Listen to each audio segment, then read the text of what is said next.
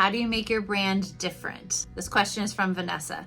So this is just me and how I do it, but I think you are the thing that makes your brand different, especially in something that's a really saturated industry like, for me, beauty.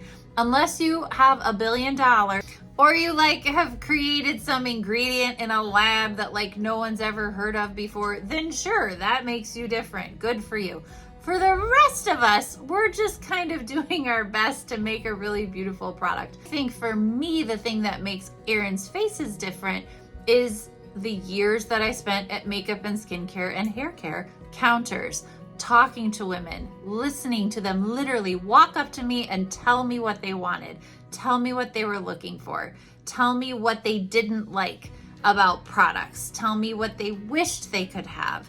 And I listened to that for years, and I had no idea that all of that would be this massive testing ground and focus group for my brand. But it was. So I think sometimes you're being given these gifts that you don't even know are gifts until you actually are like, oh, this is what I'm going to build my business on. And then you have this massive amount of information.